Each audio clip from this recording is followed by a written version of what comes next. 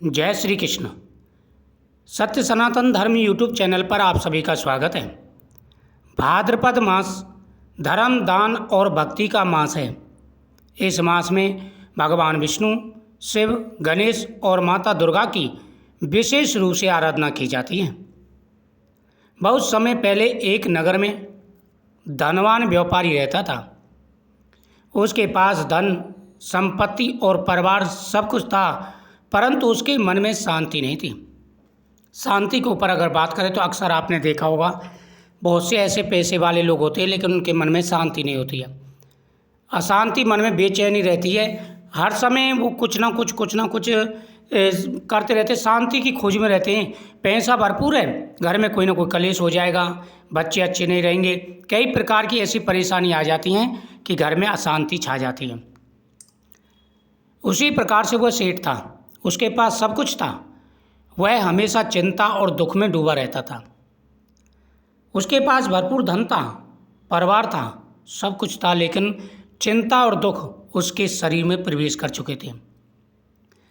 एक दिन नगर में एक संत प्रवचन करने आए।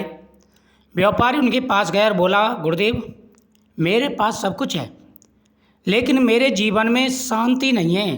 कृपा करके कोई ऐसा उपाय बताओ जिससे मेरे जीवन में शांति आए। जब तक इंसान के मन में शांति नहीं है, चाहे वो पैसों में लदा पड़ा हो, कोटे भरे पड़े हों पैसों से, लेकिन क्या ही लाभ उससे जब मन में शांति नहीं है। तो अब साधु ने उसे उपाय बताया कि शांति कैसे प्राप्त होगी। संत ने कहा, ये पुत्र, भादो मास का महीना बड़ा ही पवित्र है। इस मास में साधु संतों की सेवा, अन्नदान, जलदान और कथा श्रवण का विशेष फल मिलता है। हे साधु, हे व्यापारी, संत ने कहा, हे व्यापारी, देखो भादो मास का महीना चल रहा है। सबसे पहले तो प्रतिदिन कथाओं का श्रवण करो। जब आप कथा सुनोगे तो उससे ज्ञान प्राप्त होगा और मन को शांति प्राप्त होगी। कथा किस लिए कहते हैं, किस लिए कथा हम सुनाते हैं, किस लिए आप कथा सुनते हैं?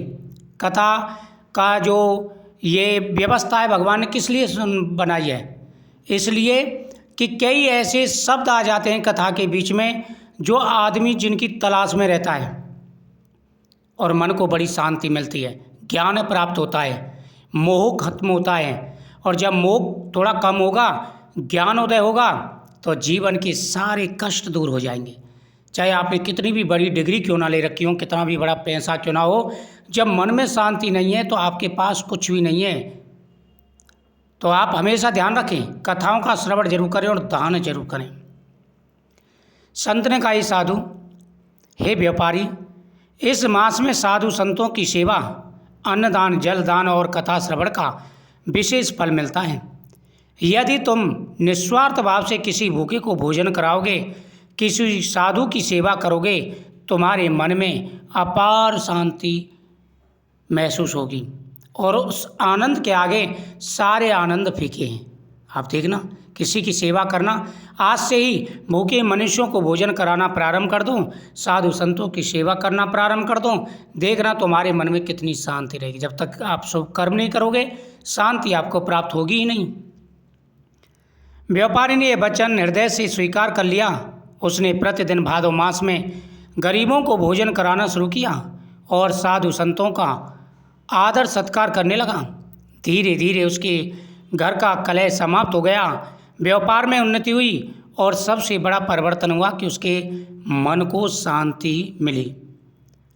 साधु संतों की सेवा और गरीबों को भोजन कराने से जीवन में स्थायी सुख और शांति आती है। धन केवल संग्रह करने से लाभकारी नहीं होता है, बल्कि दान और सेवा में लगाने से उसका सही उपयोग होता है।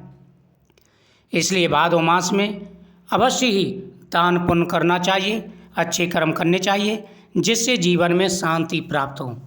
क्योंकि इंसान का सबसे बड़ा धन है संतोष और शांति। अगर आपके पास संतोष और शांति का धन है तो रोड पर एक पेड़ के नीचे भी अगर आप बैठ जाओगे तो वहाँ भी शांति से बैठोगे। अगर आपके पास शांति नहीं है तो सोने के सिंहासन पर बैठ जाना, मन को शांति प्राप्त नहीं होगी, मन दुखी रहेगा।